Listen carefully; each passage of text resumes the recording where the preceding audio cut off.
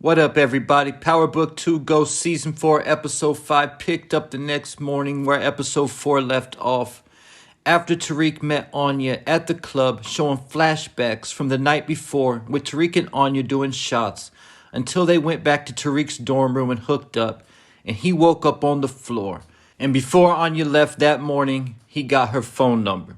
Brayden started out the season staying with Tariq at his dorm, but now he's staying between Elle's dorm at night and Tariq's dorm during the day. And Elle and Brayden both saw Tariq leaving with Anya. And we found out that part of the reason why Elle does drugs is because she suffers from sickle cell. Monet woke up early that morning, cooking breakfast, preparing for a family meeting, hoping for a reset. But it wouldn't be that easy, because Kane wasn't willing to forgive Drew and Diana, and Drew wasn't willing to forgive Monet, and both of them ended up walking out. While at this meeting, Kane congratulated Diana and told her if she has that baby, it'll be the worst decision she can make in her life. Could this be foreshadowing Diana's future? Because Kane called out Mecca in Season 2 for being a snitch, and in Season 3 he called out Salim for having a made-up name. But Monet told Diana that the baby could be a fresh start, and a chance for them to do family the right way. Diana let Monet know that she doesn't think things can ever go back to the way they were, before walking out herself without any of her kids taking a bite of the food that Monet made. When Anya was on her way home from Tariq's, when she got there, Noma was waiting at her door after being informed that Anya evaded her security. At the time, Anya dropped a bag of coke out of her purse in front of Noma. So Anya also does coke like Elle, but I don't think Tariq knows about that yet. And Noma tried lecturing Anya, saying that it ruins people's lives. And I mean, she's not wrong, but at the same time, that's the business she's in also. But more importantly, Anya told Noma where she got the drugs from, and Noma assumed that Effie sold her daughter the coke. But Effie told her that she didn't have anybody selling coke at an underground party, causing Noma and Kane to show up at Tariq's next party later in the episode. Tariq tried lying to them and saying he was just throwing a party. Kane told Noma that Tariq was lying, and he can always tell when he's lying. This echoes what Congressman Tate said in Season 3, and what Tasha said to Ghost in Power, that she can always tell when Tariq is lying because he lies just like Ghost does. Then they acted like Tariq was about to just walk outside and let them kill him. But at this time, Anya walked into the party, and Tariq walked up to Anya and told Noma that she's too old to be at his party, but maybe she could find an alumni party to attend. Noma then forced Anya to leave the party, and when they walked out, Kane told Noma that he could handle Tariq, just say the word. But Noma told him that she can't have Anya find out her business, and that their worlds are too close right now. So hooking up with Anya saved Tariq from Noma, at least for the time being.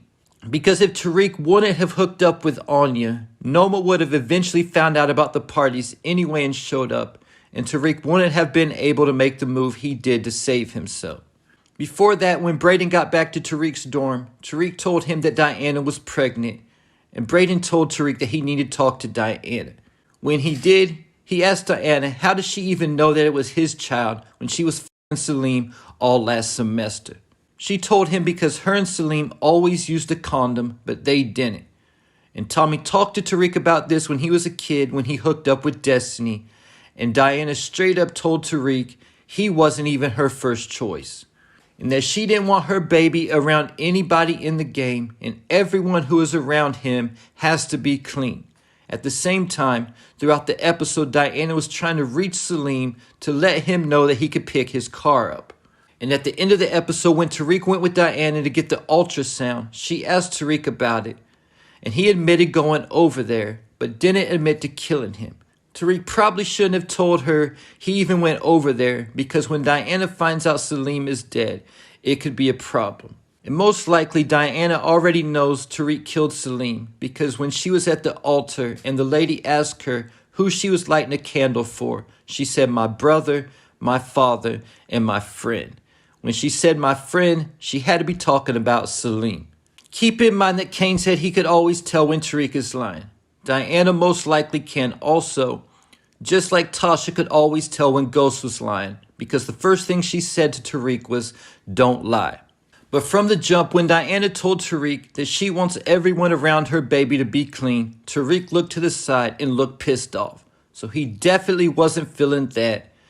And he even tried changing Diana's mind at the ultrasound, telling her he could protect his family best by being at the top of the game. But Diana wasn't feeling that and walked out the room, leaving Tariq standing there looking at the ultrasound at the end of the episode. And she also said that she wants to name her son Lorenzo. And Tariq was drugged this episode as well by Elle after he called her an addict after he caught Brayden sniffing coke. The next day she put acid in his water bottle. This is the second time now that Tariq has been drugged by one of Brayden's girlfriends. The season 1 mid-season finale also had Tariq getting drugged by Riley on his 18th birthday. This time Tariq was tripping out in his dorm room, possibly foreshadowing his problems with Diana that are to come. The first clip showed Tariq at the penthouse with Diana and his toddler walking in. Then, as he had his toddler in his arms, he saw Kane pointing a gun at him. The next clip it showed had Tariq in the streets, getting handed a bag of money surrounded by walls of bricks, with Diana screaming, "You lied," in the background, that he promised her that he would get out, echoing those words until Diana had a gun pointed at him and she pulled the trigger. As the Big Rich Town theme song started playing slow, like when Ghost got shot, and he saw him at Truth in the same place Ghost was when he came in, and he saw his child coming in just like he walked in on Ghost. The thing was, the child asked Tariq, "I'm in the way of your future, right?" That was the reason he was going to shoot him, and Tariq repeated Ghost's words, "Son, if you do this, you can never go back." Then raised up the gun at his son, but the gun disappeared out of his hand, and his son became him. And he said, "I'm everything you could be once you stop doubting yourself and stop acting like people's rules and expectations apply to your life. And be the man that your father was always afraid to be."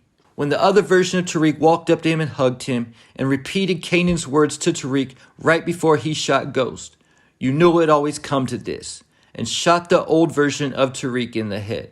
After this dream, Tariq decided to stop denying that he's anything like his father and use all of him, the good parts and the bad, as well as the good parts and the bad of himself, and said he must become the apex predator. Tariq also told Brayden that he had to control every piece on the board. This is also something that Ghost always tried doing. After moving all their product, Brayden went up to meet up with Zion for a re-up. Zion said, "I guess Ghost's son has more of his father in him than I thought." Brayden said he didn't know Ghost, but he knows Tariq, and Zion can always trust that they'll come through.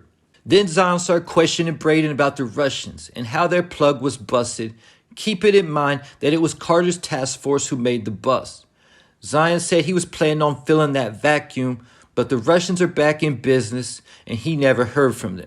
And since it was revealed at the end of the episode that Carter's task force is dirty and controls the drug game in the city, there's a good chance that Zion works for Carter and that he made that bust so Zion could fill that vacuum. He shouldn't really had to pressure him though. I think Brayden was happy to give up the info, hoping Zion would take Noma out. But he didn't want to lead anything on about his connection to Noma. And on Brayden's way out, Zion called him Lil Tommy. Zion then showed up at Noma's dinner with Wiley Adams, letting her know that she was sitting at his table and that New York City is his city. He done pissed on every tree in Manhattan, and told Noma to enjoy the view of his city while she can. This caused Noma to ask Kane about Zion, and Kane knew all about Zion. The two were actually acquaintances. Kane convinced Noma to let him handle Zion by himself, just him and her, no security, to show they weren't intimidated, while Davis tried to clear things up with Wiley Adams. Kane and Noma showed up at Fourth Circle, where he challenged Zion in the ring. Dougie Fresh said that Zion hadn't been in the ring for years, and Kane's youth won over Zion's experience because he was whipping Zion so bad he resorted to using brass knuckles and got disqualified in his own ring. He should have told Dougie Fresh that he makes the rules. But as Noma and Kane were walking together after, she said Zion's pride was hurt. So he's definitely not going to forget about getting embarrassed in his own ring. But Kane told Noma the same thing that Zion did. The city belongs to him. So the battle over New York has just begun. But during this scene, we found out that the Fight Club is in Queens. So that also just about guaranteed Zion is from Queens and grew up around Ghost and Tommy at a minimum. I wonder if Ghost, Tommy, or Kanan ever fought in that Fight Club.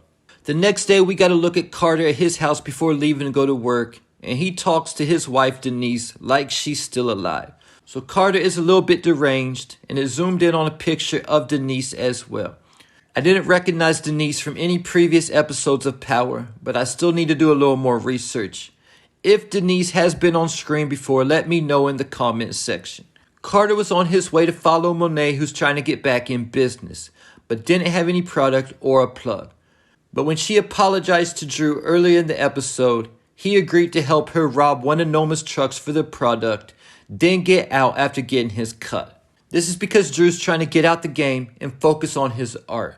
Earlier in the episode, Drew had went to an art gallery, and the lady said that she would feature his work at an independent showcase that they do twice a year. But Drew might not be able to get out that easy, because after successfully robbing the truck, Carter's task force moved in and showed their hand.